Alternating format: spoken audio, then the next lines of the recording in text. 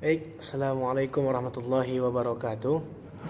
Alhamdulillahirabbil alamin wassalatu wassalamu ala asyrafil anbiya'i wal mursalin wa ala alihi wa sahbihi ajma'in. Puji beserta syukur hanya milik Allah. Salawat dan salam milik Rasulullah sallallahu alaihi wasallam. Anak-anak ustaz sekalian, hari ini kita melanjutkan pelajaran kita ke materi berikutnya. Jika sebelumnya kita sudah bercerita tentang pengertian kalam di dua unsur pertama, yaitu lafaz dan murakkab, hari ini kita akan berbicara tentang mufid dan bil wad'i. Yang pertama namanya mufid. Apa sih itu mufid, Ustaz? Mufid dalam kitab Mukhtasar Jiddan yang nanti akan Ustaz share, memiliki makna adalah setiap perkataan yang ketika didengar oleh seorang pendengar, ucapan tersebut sudah memberikan sebuah pemahaman yang tidak mengundang pertanyaan baru. Jadi diulangi bahwa mufid ini singkatnya adalah pernyataan yang sudah memberikan sebuah pemahaman.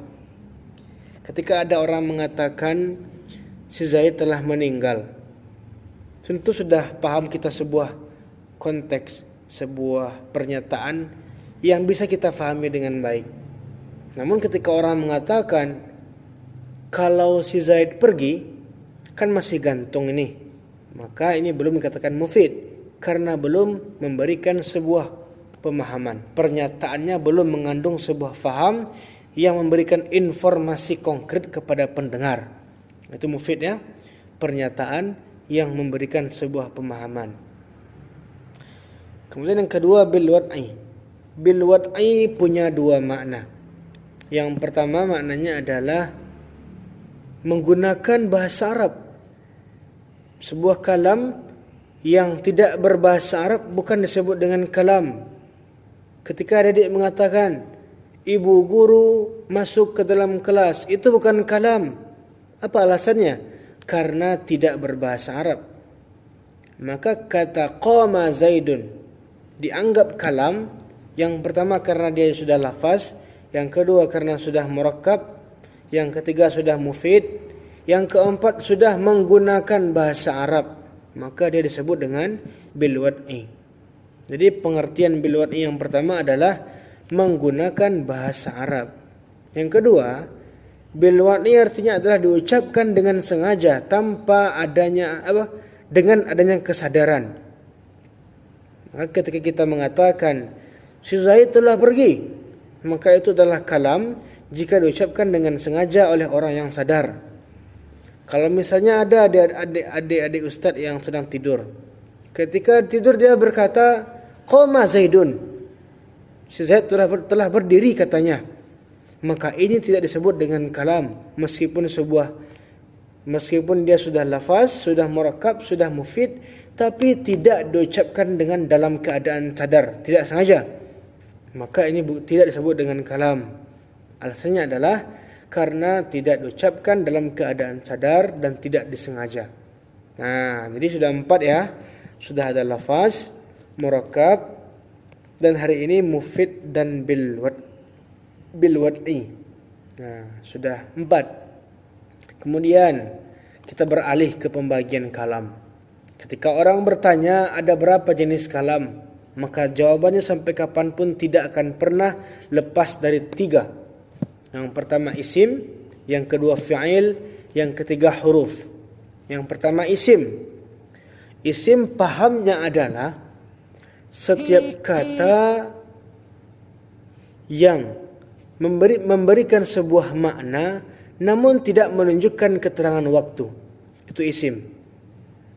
Contoh nama orang Zaid, Umar, Yahya, Yazid, dan lain sebagainya. Sementara fi'il adalah kalimat yang punya makna, cuma harus menerangkan waktu. Contoh telah pergi, telah bekerja, dan fi'il juga harus berbentuk kata kerja. Ketika dia tidak berbentuk kata kerja, maka itu bukan sebuah fi'il. Dan yang ketiga, isim, fi'il. Dan yang ketiga adalah huruf. Huruf adalah kalimat yang tidak bisa punya makna kecuali disandingkan dengan isim atau disandingkan dengan fi'il. Nah, itu bedanya. Kalau isim bisa memberikan makna dan tidak ada zamannya, tidak ada waktunya. Sementara fi'il bisa memberikan makna namun harus terikat dengan waktu. Bisa yang sudah berlalu, yang sedang terjadi atau yang akan terjadi. Sementara huruf tidak bisa punya makna kecuali disandingkan dengan isim atau dengan fi'il. Nah, jadi mungkin begitu.